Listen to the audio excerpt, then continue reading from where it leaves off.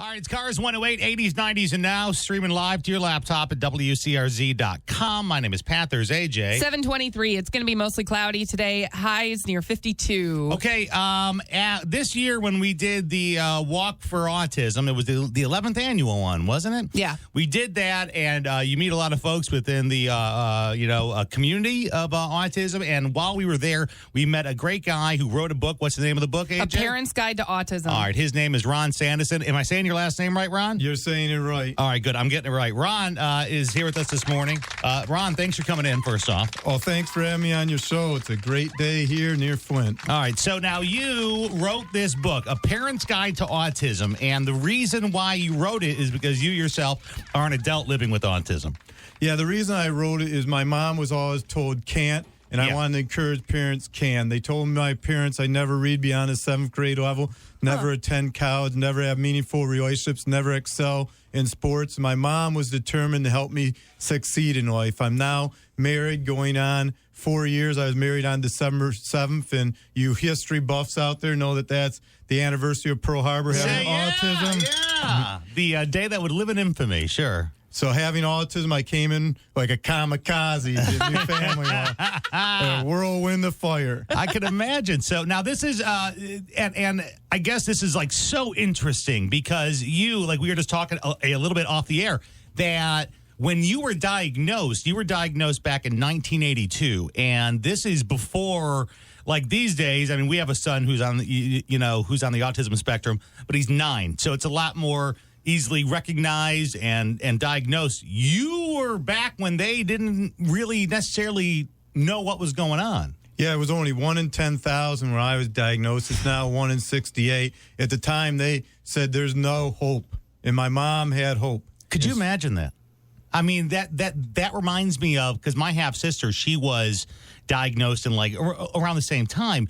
And same thing, I'm not going to lie to you. My dad at the time was like, I guess we have to institutionalize her. Because they didn't understand it. And since then, she's gone to be in the military. She just got a job for the state in Connecticut. She's like a medical examiner. So, it is like, so you almost kind of wrote this for, I guess, everyone has been told no, or you can't, or you won't, or, And I also wrote it because a lot of our civil rights on the spectrum are being violated. One of the things we can't do with autism as well as other people is generalize things. What are all our SAT, ACT, Miller tests, grad tests? They're all general tests. So people with autism can have perfect 4.0 grade point averages, and then they'll fail these grad school tests because we're not able to do what most people are able to do. We don't have the software for recognition. We have greater software for memory than anyone else out there. Oh, we know. Trust me with my son. I say my REM is off the charts. I can quote 10,000 Bible verses word perfect, or 5,000 quotes of famous people. Which is interesting because, like, with my son, and it's one of those things where I always say it to him, like right now with math, I try to say, hey, multiply this. I'm like, you can memorize your multiplication tables. And then I sometimes say, I know you can memorize stuff. I know you can. And it's, of course, whether or not you want to memorize it. So now what was it like growing up as a child? I mean, and I'm going to say this in the most, respectful way that I can.